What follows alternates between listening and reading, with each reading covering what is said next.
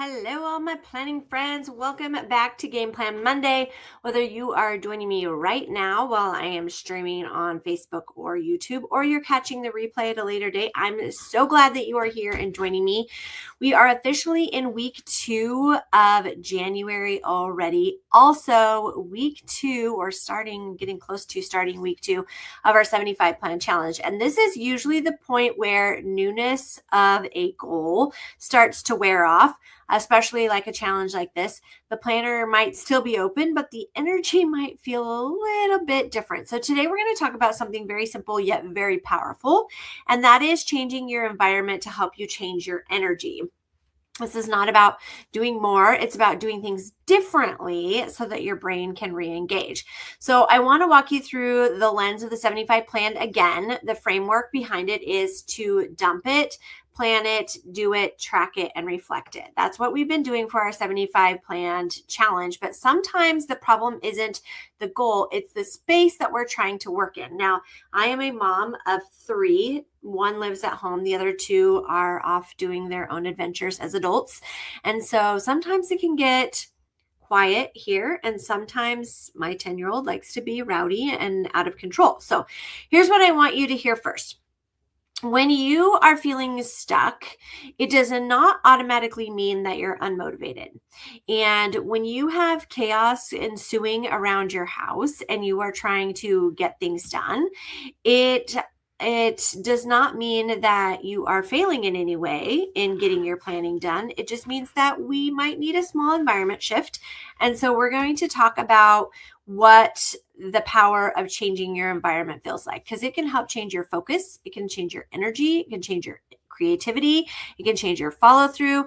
And if you've been avoiding your planner or staring at the same page without writing anything, or you're feeling that you are resistant to do anything for no apparent reason, it's often a signal that you don't need a new goal. You need maybe a scene change. Now, I know in our membership group, we talked about red flags and roadblocks the other day, and changing your environment is kind of a roadblock. It is something that we can't necessarily control.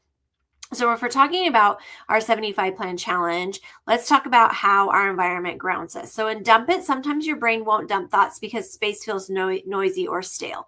If you have a lot of activity going on around you and you're trying to think of all the things that you need to do for the day, it's going to make it very difficult for you to write down the things that you need to write.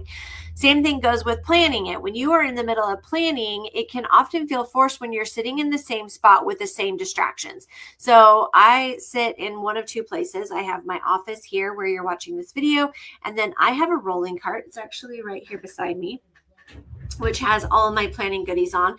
And I will often take it out to my living room and sit in my reading chair just for a different change of scenery. It's also, very interestingly enough, a different change in temperature.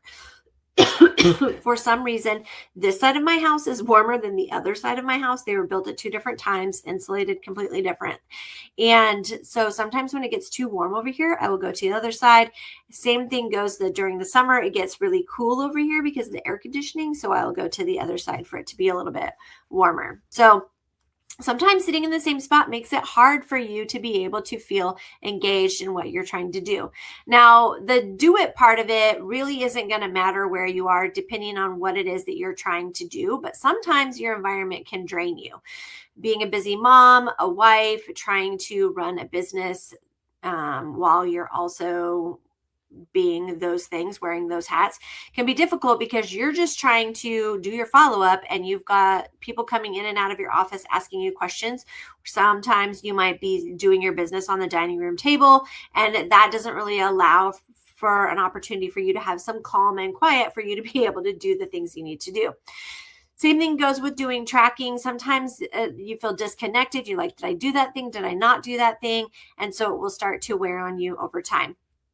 Definitely in the reflection part of the 75 plan challenge, it will get skipped if you are not feeling calm or grounded enough to pause and really think about what happened this week. So these are all some different things that you can be thinking about and why you might need a small change in your scenery. So here's a few signs that you might need to kind of switch locations. One, you're avoiding opening your planner. You're like, I don't even want to because things are just crazy right now and it is not something that really is exciting me. Maybe you feel restless or irritated when you sit down to plan. If you sit down and the words don't come to you because you feel agitated, maybe it's loud, maybe it's too quiet. I know some people say, I just can't do things when it's too quiet. And you start to feel restless, maybe it's time for you to take your planner somewhere where it's a little bit louder. Maybe your brain keeps wandering, so you're having a hard time staying focused in the moment and you're unable to like really dive in. Everything feels harder than it should. Like, this should not be difficult. I should be able to sit down and get to work. Or you keep saying, I'll do it later. This definitely is not any way, shape, or form any kind of failure. It's definitely some feedback that your energy is asking for some kind of support. Maybe you really need to have your husband watch the kids for 5 to 10 minutes so that you can just do a hyper focus, and you need to walk away, go and shut your bedroom door, spread out on the bed, or whatever the case may be. What about actually physically changing your environment? So I know a lot of my friends, I have one specifically that likes to go to random coffee shops to do her planning. Sometimes the best reset comes from being around quiet, focus, or gentle background noise. You know, the clink of the cups and the espresso machine making its noises, or in the library, turning of pages, people walking quietly up and down the book stacks, things like that. A library or a coffee shop can offer different kinds of energy. So you're really going to have minimal interruptions. People aren't necessarily going to be coming up to your table and asking you questions, or at a spot that you might be sitting at the library. Maybe you having a sense of shared focus so that other people are there working, so you feel like you can be there working. And there's a natural start and stop rhythm. So when you walk in, you can set a quiet timer, or you can just kind of notice sit where there's a clock handies where you can see and find a natural start and stop rhythm.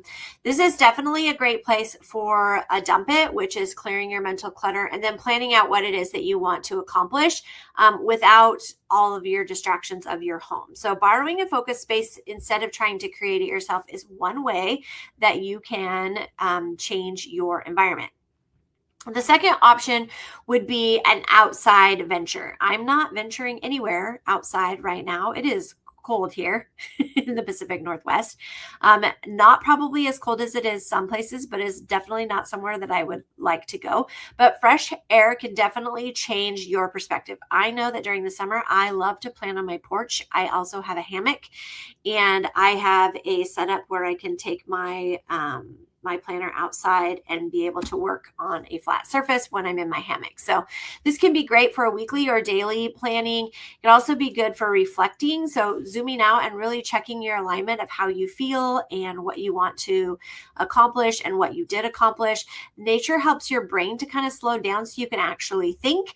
I love a gentle breeze. I love sunshine. I love birds and squirrels and critters.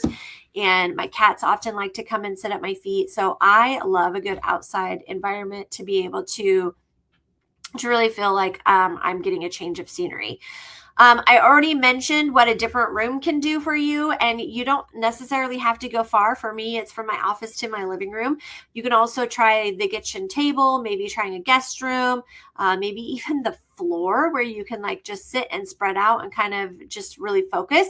This is great for do it. So maybe if you're working on follow-up or you're writing a blog post, or you're working on tracking something that you're doing so you can do a quick check-in. This helps your brain to kind of re-engage what you want to do for the next little focus. So this is definitely an invitation for you guys to think about doing a planning spot swap. Do your planning in a different location than usual. Bring only what you need. We don't need to bring the whole house in order to plan. I have an entire planning room, and I bring a rolling cart when I move from room to room. Keep it simple. Sometimes it might just be your journal and a pen. It's just kind of clear your head of the things that's going on. We are not redesigning our space or our system. We're just changing the container in which the process happens. And while you're doing this, notice how your energy feels. Maybe see how quickly you get started. Maybe see what feels easier for you.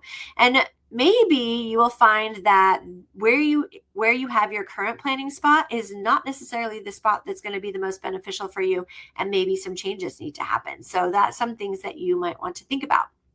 So when we're talking about the 75 plan challenge, though, here's some intentional uses for environment with your particular framework. So dump it, quiet or enclosed spaces so that you can really have some hyper focused. Planning it, we want to be open, calm, or inspiring spaces. So when you are getting ready to use your dump it to create your plan, what does that look like? Do it structured, but low distraction spaces, depending on whether or not you are doing your home duties where you're cleaning your home or fixing dinner or reading a book, or maybe your do it is working on your business. Just be thinking about what kind of distractions you can take on without being overwhelmed. When we're tracking it, that should be something that's very quick and it should be accessible. So if you're using your planner for tracking, make sure that it's something that you can get to really quickly. And then as far as like reflect it, make sure that it's peaceful, grounding, something that's quiet so that you can have your headspace to kind of match your task to the space that you're working in. So I want to leave this with you really quickly. If your energy feels off, don't assume that something is wrong with you. I know some people feel like, oh my gosh, I'm not getting anything done. Maybe it's just me, but I want you to ask yourself instead, does my environment support what I'm trying to do right now? So think about what you're doing and take a look around. Are you being bombarded with too much outside noise that you can't focus? Progress doesn't always come from pushing harder. Sometimes it comes from making a little shift in what you're doing things.